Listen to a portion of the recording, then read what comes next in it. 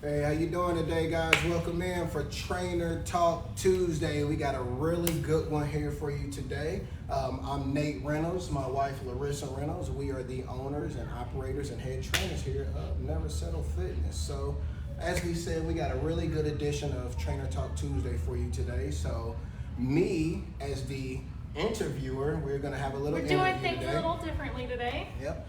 So I'm going to go ahead and take the lead, as you can see in this episode today. So I guess with that being said, we're kind of going to jump right in. Or do you have any beginning words or anything you want to say prior to us starting? Not really. We're just gonna dive right in, guys. If you know me at all, you know for the past several years, I have been an advocate of a vegan diet. Which, if you don't know what that is excluding all animal products. So no animal protein, no meat, and that also excludes dairy. And I will say, I always did veganism for health purposes.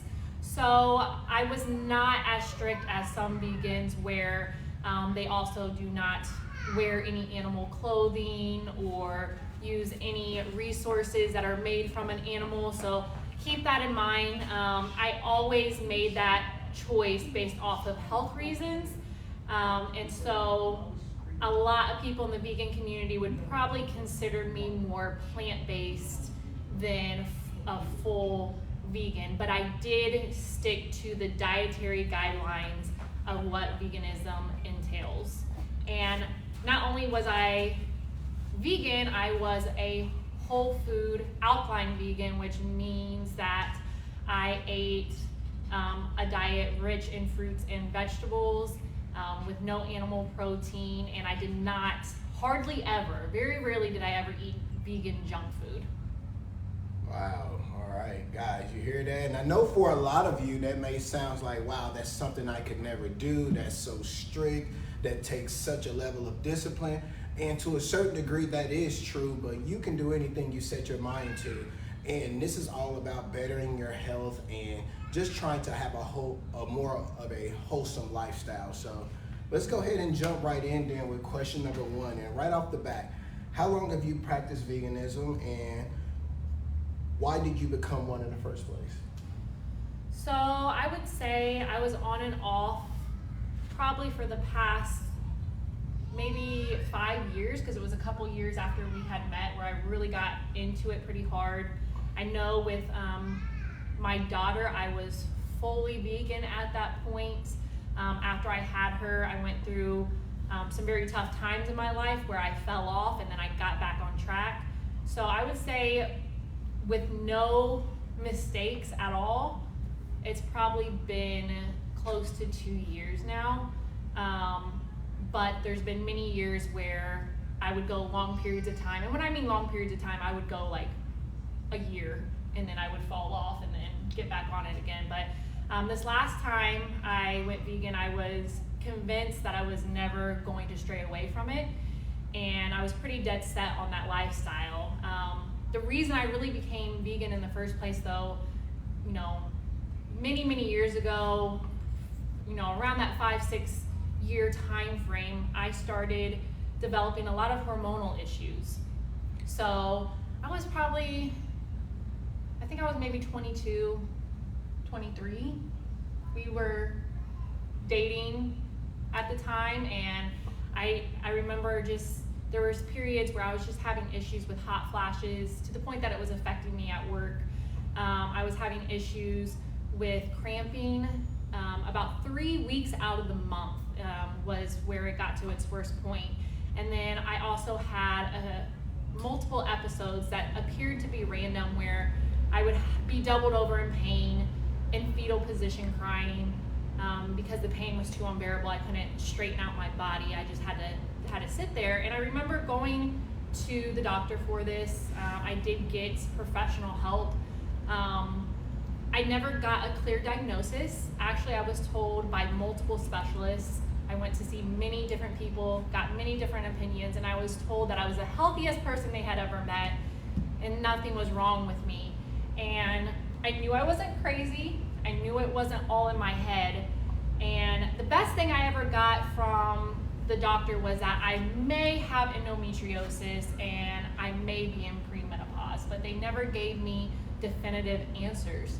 And so when I realized that they weren't going to be able to help me, I just knew I couldn't live like that forever. So I started researching unpopular opinions, started researching more holistic functional medicine approaches, things that were not told to me, things that I didn't know growing up, and I started testing it out on my own body. So originally, I removed the inflammatory foods when I learned about those. You guys hear us talk about these all the time. The inflammatory foods are gluten, dairy, refined sugars, caffeine, alcohol, and is that it? I said 5. And soy.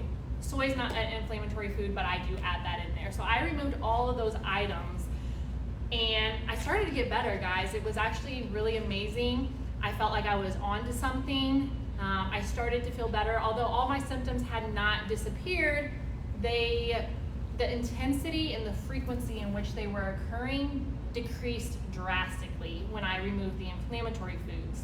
But after doing that for several weeks, and still it just got to a point where my progress had stopped, I was like, okay, what else do I need to do? And it just seemed like meat was the last thing for me to remove from my diet. So that is what I did, and within days, all my symptoms subsided, and I have never struggled with them since. And that was many years ago, guys, 5-6 years ago. So that's what originally got me into that. And when I saw that, I was pretty much dead set on that lifestyle. It made me feel the best.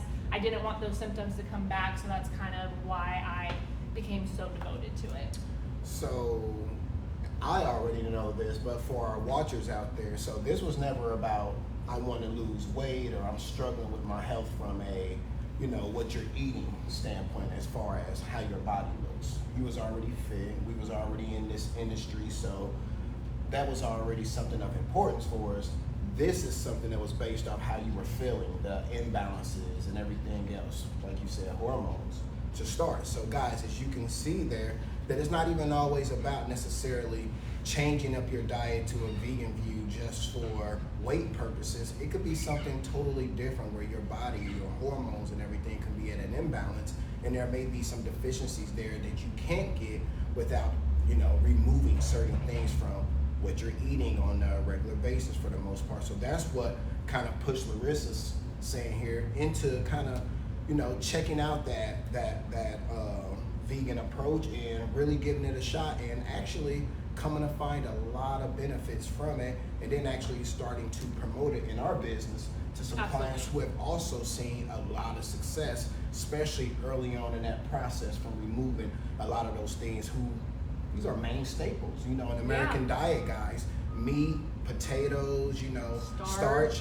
That is like some of the main things. If you go to an American-based place, you have like an Americanized meal. What is that? That's burgers and fries, and hot dogs, sugar. It's things like that. If you really want to go and get something that's a little bit more, we would call it exotic, when we go to these places, because they have gourmet. Or gourmet, things like that, where you have, you get fruits, you get vegetables, you get real good whole grains, you get things that are actually beneficial to how your body functions, what your organs need to be able to continue to stay in at a healthy standpoint. So moving on to number 2 here, because there have been a little bit of changes now, because you said you've been at this thing for about 2 years, right? Mm-hmm. So, and this isn't new, so now we're kind of really telling people about this. So guys, you are the first people to know. Yeah, so number 2 here, why did you decide to start eating meat again? Yeah. What made you make that decision, and what ultimately led you up to it? So obviously guys, after everything we told you, I'm sure it comes as a surprise, like why would I ever go back to eating meat? Because I feel so good when I'm eating 100% plant-based diet, a vegan diet. And really what triggered it, this happened before, but I didn't realize this was the issue until later. So I was having some bloating issues, and it wasn't too terribly severe, but it started happening more frequently, to the point that regardless of what I was eating, I would bloat after I would eat, no matter what it was, and then my stomach would return to normal. And honestly, for a while, I didn't think much of it. I was like, oh, I had gluten the other day. I just need to remove that again. So I tightened back on my eating because I never have dairy. I never have alcohol. The only caffeine I would get is natural occurring caffeine and like kombucha. So I don't have anything like that. Very rarely do I have refined sugars, and gluten I have occasionally, but that's probably the one I have with the most frequency, and my body doesn't like it. So I was like, you know what, it's probably, I've been eating too much bread or whatever, so I just need to get rid of that. That's what's causing my bloating. And it did get better, but it didn't go away. And then soon after that, the bloating got worse, and this is what really opened my eyes. I started craving meats for the first time in my life. So I've never, even when I did eat meat, guys, I was never a huge meat eater. Even as a child, it just, it wasn't something that I preferred. It wasn't something that made up the bulk of my meal like a lot of families have at their dinner plates. It just didn't really get me going, and I've always been like that. So it was very strange to me that I started craving meat. And when I say craving, I kind of use that term very loosely because it got to the point where it was almost painful to deny myself it. And hey, real I'm being quick, guys. honest. I'm married to this woman, so I've seen all these things, and so I'm laughing because when she just said, and again, I had to pause it here because before you get too far, I hope I don't make you lose your train of thought, but I got to bring this up. I hope moms, Mindy, I hope you're seeing this because just recently, Larissa's mom and husband came into town. We were doing a social distancing thing. We had a little small family get together, and Barry, being her mom's husband, was grilling up some fire chicken, man. Oh, we had a real good day. We was all tired, kind of, we worked up a good appetite that day just hanging out with the family. So we got over there. They was like, hey, the food is ready. We walked in and the fumes were all in the air. It was so good, grilled chicken. And guys, I haven't had nothing like this in a while. Either whole this good has grilled never chicken. bothered me before, ever. Mm-hmm. Never bothered me before. However, fast forward through to get back to the interview, we get in the car and we leave after hanging out with the family for that evening. And she says, oh my God, I have never wanted something so bad before. She started talking about the chicken. I was like, babe, that chicken was damn good. Very, man. He got busy. That chicken was on point. So when she just said earlier that like what like really did it for her, I was wondering. I knew you wasn't gonna say that, but I was like, I'm going to put that in there because that was funny. But then we ain't said anything, and you've been kind of having it ever since. And just go ahead and continue now. Yeah. So I just had these severe cravings, and I will say this. I've been advocating a vegan diet for a long time, but I have always told people to listen to their body. And it got to the point where I was having those cravings for 2 weeks, guys. For 2 weeks, I kept denying myself, saying, well, you just need to eat more protein, Larissa. You just need to get more plant-based protein in. You just need to redirect your attention. You need to do these things. You don't really need it, you're fine. And I was ignoring it because I so badly did not want to eat meat. And I definitely didn't want to do it and regret it and kind of restart all that time. And it just got to the point where I was completely ignoring all the cues that my body was giving me. Like my bloating was getting worse. My cravings were so intense that like cooking eggs for my children, like I said, it was painful to do. I just felt like my body needed it, and it didn't matter how much protein I got in. Guys, I was actually, ironically enough, during that time I was tracking results for a new version of Electrify Your Life, which is one of our nutritional programs, and I was testing a muscle building version of that, which means I was tracking all my macros, my calories, and I was making sure I was getting enough protein in. Like Nate can attest to that. I was eating so many chickpeas. I was about to say lots and lots of chickpeas. I was eating so many plant-based things. I was even taking a plant-based high quality plant-based protein powder, and I was supplementing with that. Like, I was getting enough protein in, guys. Probably the most that I've ever gotten in my life, because I was really trying to make sure that the results of this program I was testing out was accurate. So ironically enough, I was getting enough protein in, and I know that for an absolute fact, just because of the time period that this all happened, and it just wasn't going away. And I got to the point where I was like, okay, Larissa, it's just getting worse. So like, what are you gonna do? Like, worst thing, what's the worst that can happen? You know, that I have a bad reaction and I go back to eating the way that I was. You know, if that's the worst case scenario, then that, at that point in my life, with as bad as those symptoms were getting, it was worth it for me to try to listen to my body and see what happened. All right, now let me stop you there, because that kind of takes us into number 3, and I want to say something about, you know, that there. Because when you jump, I don't want people to misconstrue, and I know that's ultimately what this is going to lead to, is that you're still very strong in believing in a veganism diet, right? Just because you started eating meat, you still believe that even up to some point, it is very, very beneficial to at least follow those guidelines for a certain amount of time. Yes. May not be everlasting for the most part, but there is major, major benefits to those very short spurts or so, right? 100%. But when you jump back in, because again, I was purchasing the meals, buying food, etc.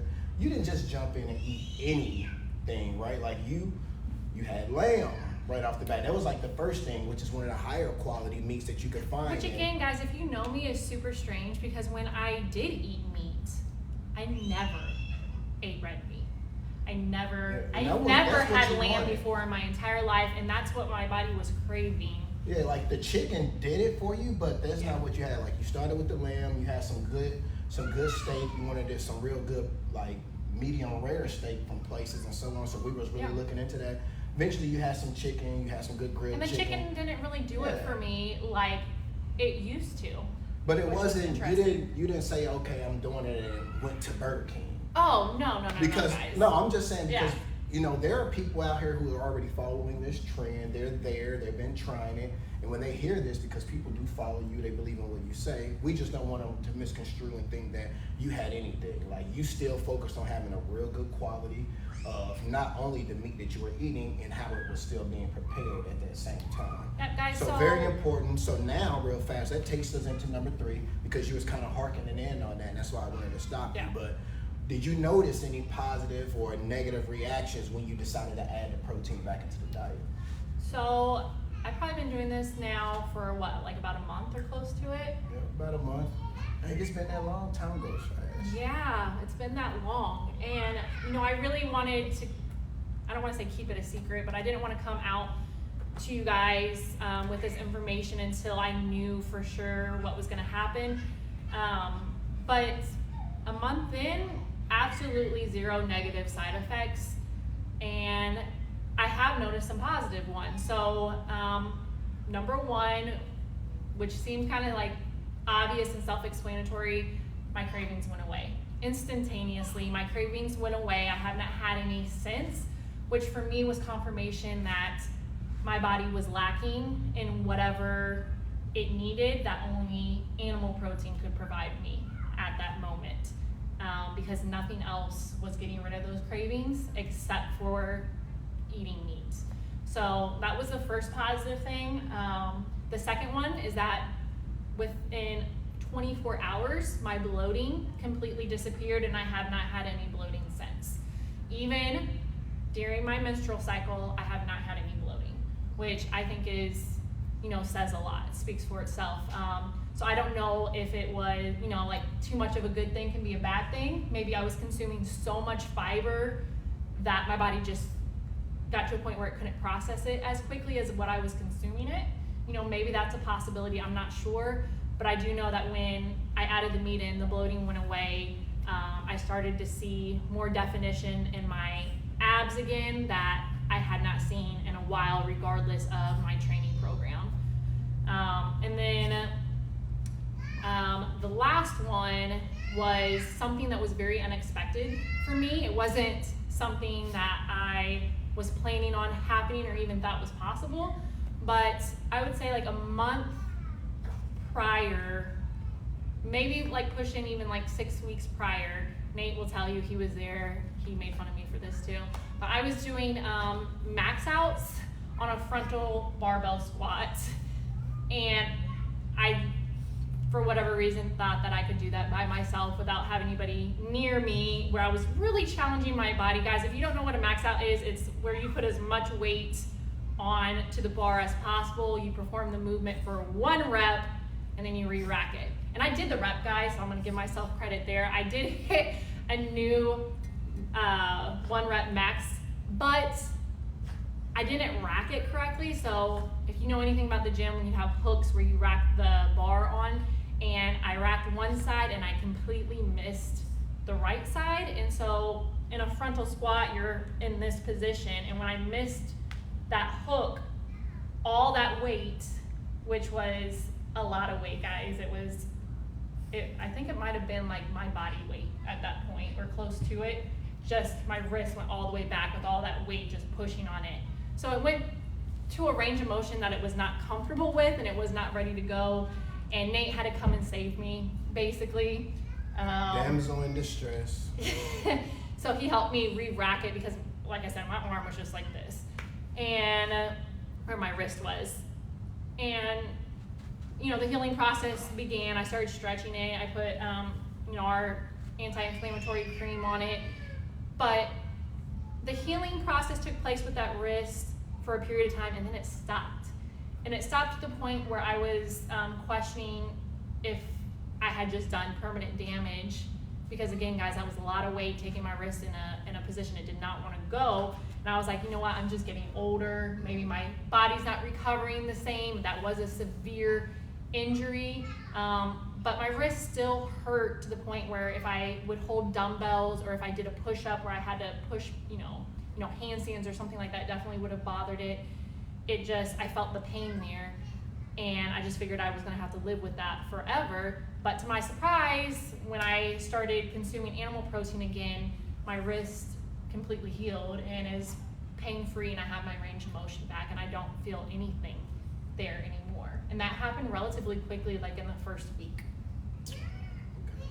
So, this makes me think also of, I watch a lot of Joe Rogan, especially the clips, probably not always the full interviews, but I did look up at one point, and this is a video I brought up for Larissa when she said that she was having these cravings and she was kind of ready to start trying to implement certain levels of meat back into the diet. And we were wondering about, the veganism diet and so on and so on, for long-term effects. And Joe Rogan, if you guys are familiar with the podcast, it's a lot of bro talk, right? And that's why we like it. It's very it's entertaining. Yeah, it's like barbershop talk for the most part, a lot of different things. It's a lot of things that we all think about and have thoughts of, and we talk amongst each other. But the thing about it, what's different with Joe Rogan is that he bring in professionals in these certain industries, and then, they have these hypothetical discussions about things that we all, we kind of space out there about, when it comes to space and all kinds of different stuff. But he had a guy on there, and he was a dietitian, he's certified in, nutrition at a certain level. And he was speaking, he made a great point about, animals, and how if you look in nature and you look at animals who are vegans, for the most part, animals that are herbivores, they spend the vast majority of their day grazing and eating all the freaking time. And the reason he said for that is because the nutrients in the foods that they're eating aren't necessarily as rich. Very healthy, very good for you, but it takes you so much of that you pretty much got to spend a majority of your day just always eating things to try to get that certain level. Lower calorie foods, right? You got to eat a lot more. And when it comes to protein versus like the chickpeas, like that protein in a steak is going to be a lot more richer and fuller in such a significant portion than you're going to have with the chickpeas. Yeah, you got to eat to a measure lot of up. them. So I think at a certain point, and again, I'm not so scientifically fact-based on this, so I'm not going to delve into it. I just think at a certain point, your body was depleted and it needed a little bit more fast, and the animal protein was going to provide that for you, which is why lions and so on, and all these other meat-eating animals spend a lot of their day resting, and they're still hunting, but they're not necessarily eating all day, all the time, like gorillas are and monkeys. They're in trees and just gazing and eating food all day long. And it's because the food that they're eating, as that guy was saying, isn't necessarily as nutrient dense, not all of it. But let's go ahead and jump into number 4, because now they know you're eating meat, you have no negative reactions, you actually been having a lot of positive reactions on your performance in the gym. To my surprise, your performance in the gym and your everyday life, first and foremost as a mom, as a woman, right? Because a lot of this stuff started hormonally for you, things that women deal with and experience in particular. Well, that's, I guess, kind of backtracking before you even get to that next question, that's something else, guys.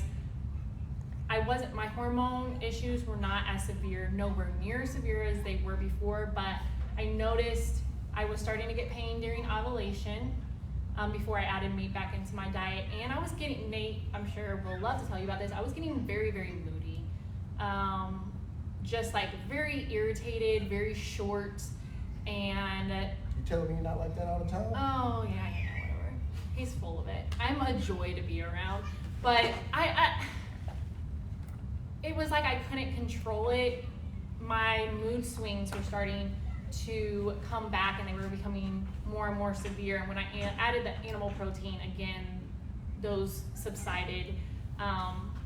So I'm very grateful that I listened to my body and I didn't allow those things to progress and get to the point where, I had to really go back and do what I did at the beginning and remove everything and, start from scratch again and kind of rebuild. So yeah, and that's kind of a theme of what we always talk about, like listen to your body, right? You know the old saying, you are your best doctor, as far as like you know what you're feeling. Like the doctor could diagnose you, they could run you through all those machines, but you know where the pain is. And I always even express that to my clients. Hey, you can tell me, I can see it, I can try to gauge it, but you know, so you have to let me know. So guys, if your body's trying to tell you something, listen to it. That's always something that you're going to hear when it comes to taking care of your health, is listen to the body. But number 4 here, so tell us why. Why is it different this time? Eating meat, what makes it different for you this time around? So, as Nate mentioned, I'm still an advocate of a fully vegan or plant-based diet to an extent. So I am a huge advocate for it when it comes to healing. If you are looking to heal your body, if you are looking to reverse disease, reverse illness, or negative ailments that you are going through, I 100% suggest that you go through a vegan, plant-based diet, whatever you want to call it, for an extended period of time. That was very important, and it was essential to my healing journey, and I do not think that I would have reversed the things I was going through without going through that period in my life. Now, I think the issue was I extended that period for too long. That was, I think, just supposed to be a season in my life that I kept on trying to continue, and that's why I started having negative side effects again, because there wasn't a lot of balance in my nutrition, in my diet. But I really think that this time is different, because for the first time in my life, I am giving a lot of care and a lot of thought and due diligence to the quality of meat that I'm eating, one. So when I used to eat meat, guys, I just ate whatever was available. It did not matter. Now I care about the quality, as far as where is it sourced from. I only eat animals that are herbivores, so I do adhere to the laws of scripture. We talked about this in our video, is it okay to eat? So I do adhere to those things, which means that I only eat animal protein that, one, is grass-fed, 2, that they have a split hoof and they chew the cud. And you guys can refer back to that video if you need more details on that. I only eat fish that have both scales and both fins. So if it's lacking one or the other, I don't consume it. And then as far as birds, I only eat birds that are not a part of like the scavenger or vulture community. So commonly consumed meats, that I do not eat because of these, because of adhering to what I believe Scripture tells us to eat, are pork. I don't eat pork.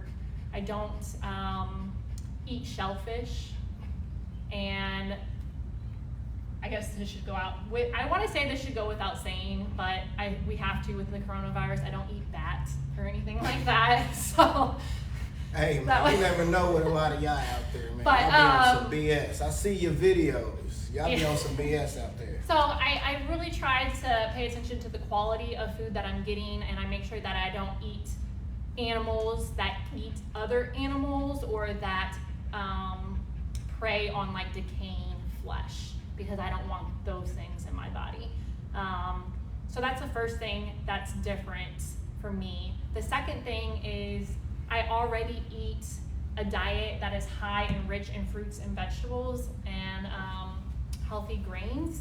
So for the first time in my life, back then I thought that I was eating healthy, but eating healthy to me was, I would have a salad and we would like drown it in cheese and ranch and a bunch of other stuff. And I thought that that was healthy. And I know a lot of people out there, you guys are doing the same thing and you feel like what you're doing is healthy, but as I've progressed in this journey many years, I realized that there's just better ways to do things. And now that I know so much about the body and I know what whole food eating looks like, I think that really makes the difference, because I think people, if you're contemplating going to a vegan diet, I definitely don't want to discourage you from that. But I think the first thing that you need to ask yourself before you ever remove meat is, one, you should remove the inflammatories first, always. And then two, are you getting enough fruits and vegetables in? Like, are you trying to remove meat because that's the only thing that you eat, with starch? Or like, do you actually have adequate amounts of fruits and vegetables in your diet? Because for most of you, the answer is no. And so now that I'm at a point where I care about the quality of meat that I'm consuming, and I care that I get tons and tons of high quality fruits and vegetables in, I think that's really kind of what's been helping me in this journey as far as adding the animal protein back in without having the negative effects, because I do fully believe that the meat that bothered me originally was not the animal protein itself, but because of all the hormones and antibiotics that it was pumped with, that was throwing off my hormones in my own body, because it was just filled with a bunch of unnecessary things. So I really try to stray away from that as much as I humanly can. So when you say that your diet consists of an abundance of fruits and veggies, basically what you're telling folks, because a lot of people, not only do they have meat for breakfast, lunch, dinner, they also have it around snack times too. They're eating Slim Jims, they have it, a plethora of different things. It excludes processed meats too, guys, so I don't eat processed meats. Not even just processed, but again, like it's the staple. You're having it all the time. So now you have a healthy balance, because you're getting a lot of that nutrition still from plants, primarily fruits and veggies. Plants, you're still getting a lot of good natural whole grain in for the most part. But you got a well balance of everything. You do get your meat intake, but it's not going to be the main staple. Like, you may have eggs in the morning, and again, I know that's not meat, but again, that is a animal product. So you may have eggs like we did this morning, but for lunch and throughout the day today, you're probably going to snack on a lot of fruit. You may have some hummus and some raw carrots and snap peas, things like that. And then around dinner, you would have some grilled chicken or some pan-fried steak, something of that sort, something that's. And a lot of times when we eat lean. When we eat meat, like he mentioned the eggs, we'll throw tomatoes, onions, spinach, like all into these scrambled eggs. So for me, it's just like it really they just balance each other out. I mentioned alkaline. I was an alkaline vegan, and alkaline foods for the most part are fruits and vegetables, and I still think that you can maintain healthy pH levels in all different areas of your body, regardless if you need alkaline or acidic, depending on what part of your body you're talking about, by eating meat, as long as, like you said, if everything that you're eating is acidic, then that's an issue, right, guys? Like if you're eating meat, and let's say you're eating pancakes and syrup for breakfast, and then you eat just a piece of chicken and I don't know, rice or something and nothing else, and then you do a similar thing for dinner. It's just like there's no color to that. There's no vibrancy in what you're eating. Everything that you're consuming is white, brown.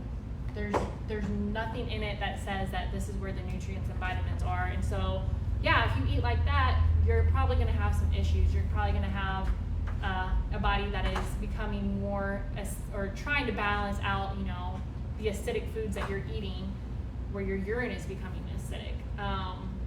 Yeah, that's possible, but I think that if you're eating an abundance of fruits and vegetables and you have a little bit of meat, then it really doesn't waver those numbers. All right, so coming up on the end here, the last question I guess I will have for you is, what would you recommend for people who are looking for guidance with their nutrition? What would you tell a lot of those folks? There are a lot of people out there that's wondering, and again, guys, I know from my own experience is to just always keep your eyes open and always be receptive to learning and coming across new information every day. As you heard Larissa, she's been at this for a long time and she's still learning and she's still going. So just like with everything in life, just keep your brain open and continue to bring in all that new information, and you'll be amazed at what you come to find. Yeah, so I would say if you are looking for guidance with your nutrition, to one, always keep a food journal at the beginning, guys. Writing down what you're eating and the times that you're eating it is super beneficial, so you can pinpoint problem areas, and so you can address those things accordingly. If you get great results one week, then you can continue what you're doing. But let's say you don't get any results and you're staying the same, or maybe you digress even and you start going backwards. If you're not writing those things down, then it's going to be really hard to go back and remember and pinpoint exactly what went wrong, so you can address the issue. So that's one thing I would suggest. The other thing I would suggest is to, theme of today, listen to your body. So important, guys. So our body communicates with us in so many different ways, through breakouts in the skin or changes in our digestion, in our mood. And really start to zero in and notice these signs and these symptoms that your body is giving to you, so you can make changes accordingly, because your body will always communicate with you and let you know if something is wrong. It will also let you know if what you're doing is working for you because of how you feel, how you look. Your skin will be glowing, it will be vibrant. So these things matter, guys. Learn to listen to your body and to understand those cues that your body is giving you. And then the last thing I would suggest, if you need it, hire a professional, guys. There's absolutely no shame in doing that. You're more likely to get results from people like Nate or myself, who we've been trialing all this out on our bodies for years, guys. Everything that we ask you to do, we've done ourselves for at least an extended period of time, and I think that's super important. So hire a professional, make sure that professional is qualified. I really am just so grateful for all these years in this journey, because I do feel like all these different stages have made me a better trainer and a better nutritional consultant. Because if I have somebody that comes to me that wants to eat vegan, I know how to help you with that now. If someone wants to come to me and they want to be a pescatarian, I know how to help you with that now. If you come to me and you want to eat meat, I know how to help you with that. And there's a lot of professionals that don't understand all different ways of eating, and I feel like I've been through all of those, that I understand how every single phase affects your body. Personally, I've done it, and so it allows me to help you better. So that would be my last thing, guys. Just, if you need it, hire a professional. We would love to help you. We have a healing and wellness detox program. So if you feel like you just need a reset on your body, kind of like what I was saying, where I was having those hormonal issues and I really just needed a reset, we have a program that's just for you. And maybe you're not ready for that and you just want like weekly guidance and support, but you're not ready to maybe cut out everything, or you don't need a reset, you're not trying to heal from anything, you just want to get stronger, or you just want to get leaner, or whatever the case may be, then we do offer nutritional consulting as well, and that would probably be the better option for you. Absolutely. So guys, pretty bit of a long one here today, but you know, we wanted to switch it up, kind of, you know, come with a different approach, and I kind of think that went well. So that is what happens after eating meat for the first time in years. There you go. That was this interview today, done with Larissa Reynolds here. So she's been practicing, being very, very committed to this lifestyle. I've seen it up close and personal, and for myself, I'm kind of surprised because that takes a certain level of strength. I've been eating meat throughout this whole process of her being in this process of, you know, living a vegan lifestyle, and I done had a lot of things that I have prepared and cooked and things that I have ordered, and I've never seen any weakness. So for you to sit here and admit that a lot of these things were a big struggle, yeah, hey, you held it down, because I could never even notice for the most part. Well, maybe I did notice. Maybe that's why you would get angry if I said something. You just snap on me real. Maybe that was a sign. This guy, I don't know. I don't know what he's talking about over However, here. that is a wrap on this week's Trainer Talk Tuesday. So hopefully you guys enjoyed that one. Hopefully if you didn't get to see it here live, please go back and watch this video, leave a like, add in a comment. I'm pretty sure Larissa is going to be very, very receptive to all the questions you guys may have down in the comment section. So go ahead and attack that. Drop all your questions below, and we would love to get back to you and let you know what we think and how we feel. So have a great rest of your week, guys, and we will see you back here, same time, same place, for Trainer Talk Tuesday. And with that being said, never give up. Never lose hope. And Never settle. Thank All you right, guys so much. Hey, keep making healthy choices.